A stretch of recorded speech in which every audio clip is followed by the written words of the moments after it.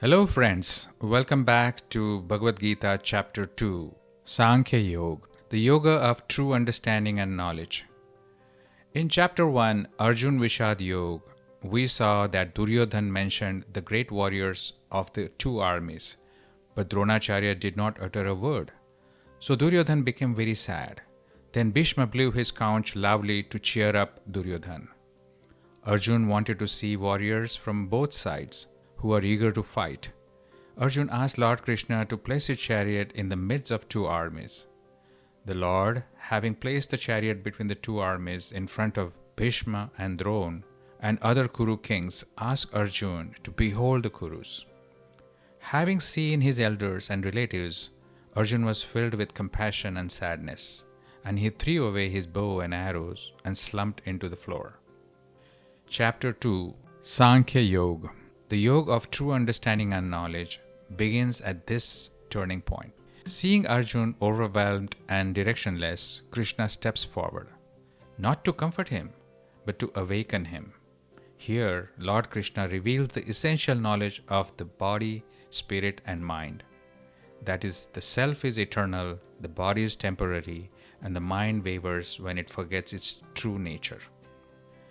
Sāṅkhya Yog sets the foundation for entire Gita.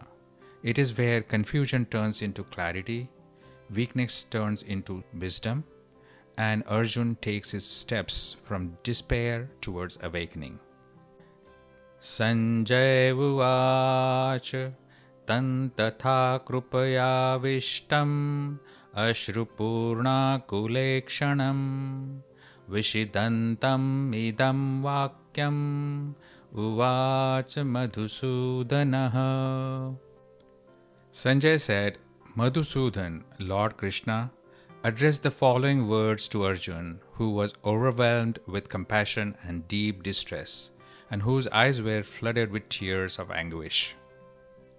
Shri Bhagavan Uvacha Kutastva Kashmalam Idam Vishme Samupasthitam Anarya Jushtam Aswargyam Akirtikaram Arjuna. Lord Krishna said, Arjun, how has this affliction overtaken you at this odd hour? This does not benefit you as Aryan. It is shunned by noble souls. Neither could it bring heaven nor fame to you. Lord Krishna, being surprised, asked Arjun why he has developed faint-heartedness instead of courage and zeal at this juncture. A man is surprised in two ways, out of his own ignorance and as a warning to others. Lord Krishna's surprise here is a warning to Arjun, so that he may be aware of his rightful duty. Kutuha means that his faint-heartedness is not permanent in him. It is only a temporary phase which will go away. Samupastitham means you are faint-hearted not only in words and feelings but also in actions. You are overcome by this faint-heartedness and therefore you are abandoning your duties, abandoning your bow and arrows. Anarya Jushtam. Great people do not become faint-hearted. They shun the feelings because it does not lead them to any good. Great men who want to achieve success do so with fixed objectives during activity as well as non-activity. They do not avoid their duty. According to prevailing circumstances, they perform their duty throughout and thoroughly with zeal and enthusiasm in order to achieve the liberation. So it is not proper on Arjun's part to refrain from the rightful duty of fighting because of his coward behavior. Aswargyam. If we leave aside the goal of success and consider the matter from the worldly point of view, the attainment of heaven is the highest achievement people aspire. With this timidity, you cannot even attain the heaven. Akirtikaram. Even without having the aim of attainment of heaven, a noble person performs those deeds which bring him name and fame in this world. But this coward behavior of yours would not bring that. It would rather bring defame to you. So it does not benefit you at all to be faint-hearted. Here the Lord is giving those three expressions, Anarya Jushtam, Aswargyam, and Akirtikaram, in a sequence has explained that there are three types of persons. 1. Thoughtful, whose aim is to attain benediction. 2. Virtuous, who by doing virtuous actions want to attain heaven. And 3. Ordinary, who want name and fame in the world. So by giving the above-mentioned three kinds, Lord Krishna wants to warn Arjun that his affliction would bring him neither benediction, nor heaven, nor fame. Instead, would degrade and defame him and lead him to lower levels. Klabhyam asmagamaha partha naitattvayupapaddate kshudram hridaya daurbalyam tavyaktotishtha parantapa. O Parth, O vanquisher of enemies, don't give in to this cowardness. It does not benefit you. Throw away this petty faint-heartedness and wake up and get ready to fight. O Parth, Lord Krishna addresses Arjun as Parth to remind him of Mother Kunti's message and arouse in him the feelings of bravery. Klabhyam mas magamaha. It is because of faint-heartedness that Arjun perceives it as righteousness not to wage war. Therefore, to warn him, Lord Krishna says that it is his cowardness rather than righteousness not to wage war. So he should abandon this weakness. You should not have developed this timidity in you because you are the son of brave mother of warriors, and you yourself are also a brave warrior. Therefore, this weakness does not benefit you at all. Parantap, you are the scorcher and vanquisher of foes. So would you rather make your enemies happy by showing disinterest in this war? Kshudram hridaya daurbalyam tvaktostishta parantapa. Here, kshudram has two meanings. Number one, this faint-heartedness will make you lowly. It will deprive you of salvation, heaven or fame, and if you do not abandon it, you will become insignificant. And two, this faint-heartedness is petty, so it is not difficult for a brave person like you to abandon it. You are thinking that being virtuous, you do not want to commit a sin by fighting this war, but it is your cowardness. So, by abandoning your cowardness, you should get ready and fulfill your duty. Lord Krishna knows for certain that it is Arjuna's first and foremost duty to fight this war. So he, without caring for Arjuna's lame excuses, orders him to fight this war with full preparations. This applies in our day-to-day life as well. We often give up on goals by telling ourselves convenient stories such as, "It won't matter, it is too hard, I will do it later."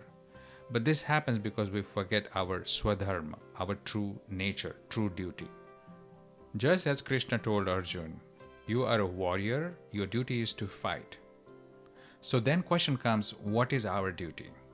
For example, as a professional, our duty might be to use our skills and stay focused and finish what we began and accomplish the commitments and objectives that we set ourselves for without any excuses. Recognizing your duty and walking your path with commitment and full dedication is your righteousness. Arjuna uvach katham bhishmam aham sankhe dronam chas madhusudana ishubhiha pratiyotsyami pujarhav arisudana. Arjun said, O Madhusudan, the slayer of demon Madhu and slayer of foes, how shall I fight Bhishma and Drona with arrows on the battlefield? Both of them are worthy of our worship. Arjun says, Madhusudan, I am not turning away from the war because of faint-heartedness, but because it is unrighteous for me to fight with the revered Grand Bhishma and respected teacher Dronacharya. I would be called unmanly if I were afraid of death. I am not afraid of death, but I do not want to kill my respected elders, who have always been very affectionate to me. Grandfather Bhishma has loved me since my childhood. When I addressed him as my father, he very affectionately used to say, that he was my father's father. Similarly, my adorable teacher Dronacharya has been so kind to me that he imparted to me better training than his own son.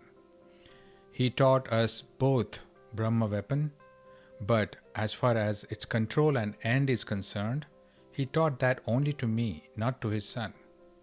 He also granted me boon that no one would excel me in war science. So isn't it a mortal sin to fight against them? Ishubhiha pratiyotsyami pujarhava. Both Bhishma and Dronacharya, being elderly, are honorable and adorable. They have the right to attack me, but it is deadly sin for me to fight against them with my weapons. Guruni hatva hi mahan bhavan shreyo bhoktum bheksham apiha loke hatvartha kamamastu guruni heva bhunjiya bhogana rudhir pradigdhana. Better to live by begging in this world rather than to kill these noble elders, because after killing them, we could enjoy only blood-stained pleasures in the form of wealth, pride, and sense objects. Arjun is thinking that though Lord Krishna knows that it is not justified for Arjun to kill his respected elders, yet he is unable to understand why Lord Krishna is ordering him to fight this war. So Arjun speaks somewhat politely. Arjun first presents his point of view, saying that if he did not fight the respected elders like Bhishma and Dronacharya, Duryodhan by himself would not fight with him either.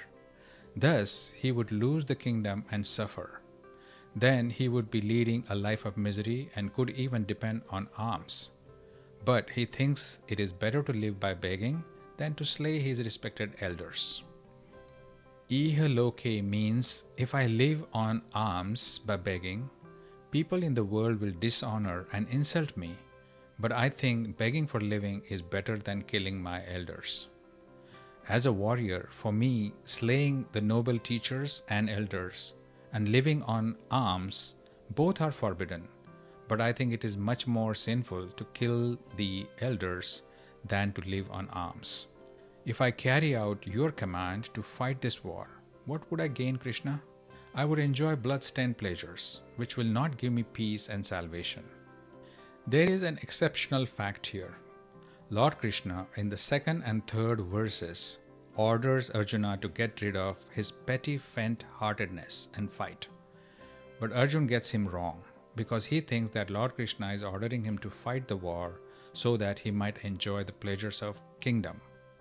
But he fails to understand that Lord Krishna wants him to fight the war as his dharma, as his duty, as a warrior, to attain salvation and not necessarily for gaining the kingdom.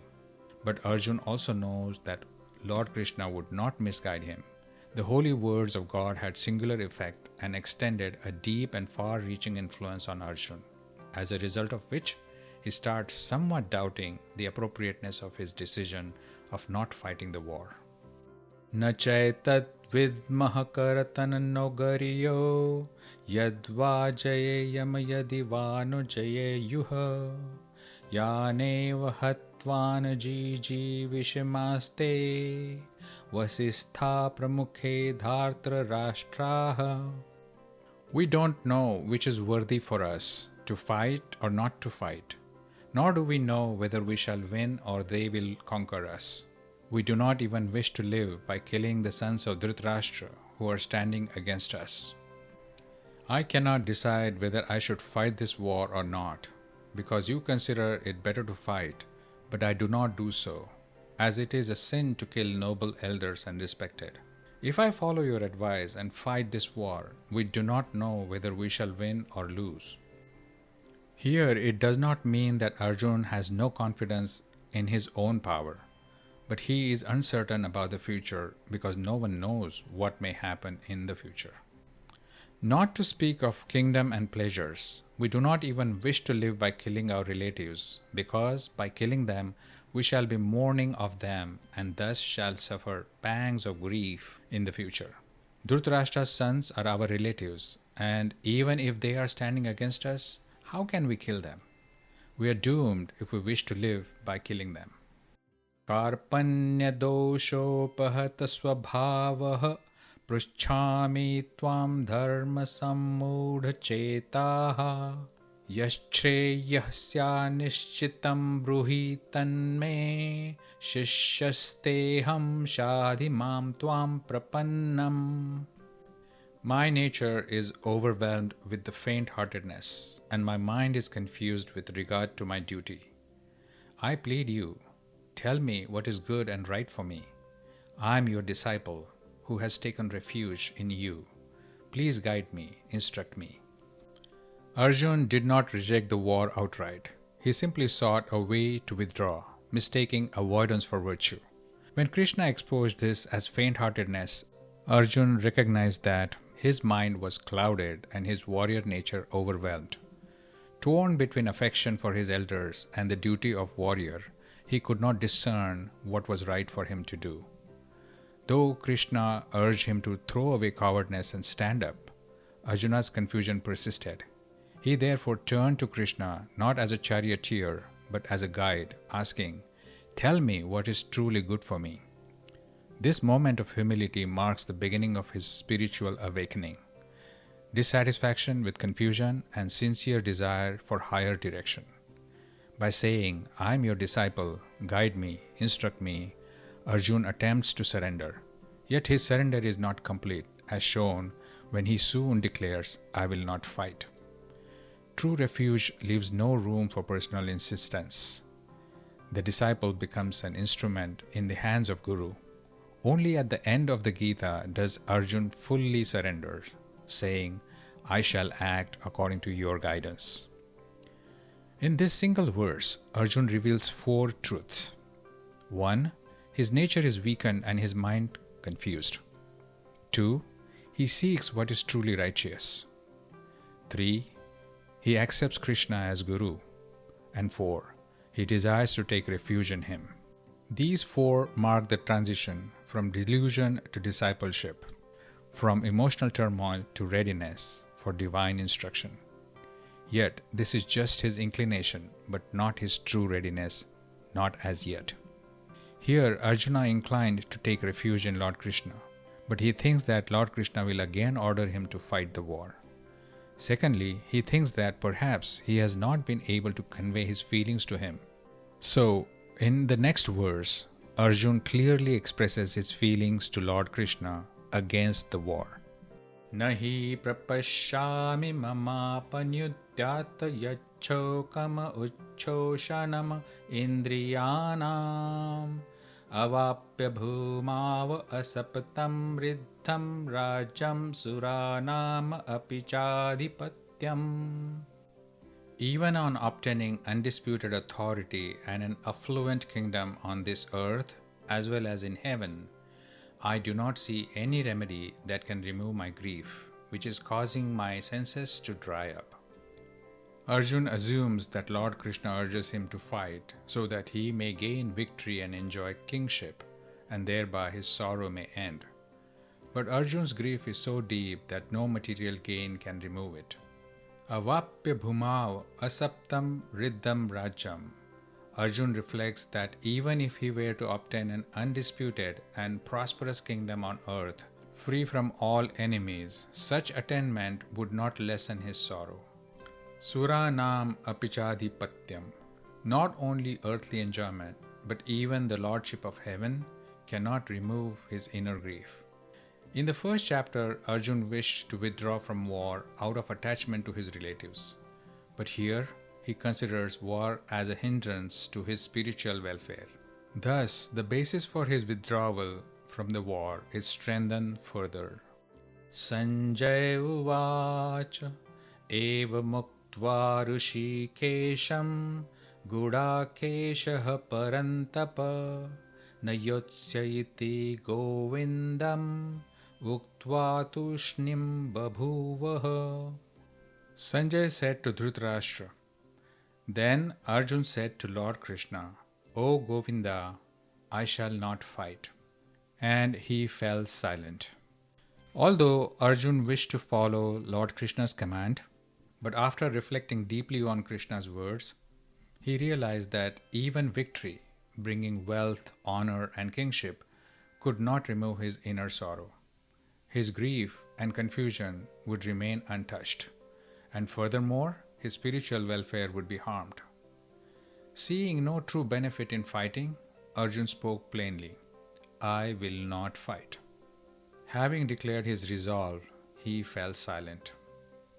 Tamuvacha Rishikeshaha prahasannaiva bharata senayorubhayormadhe vishidantam idam vachaha.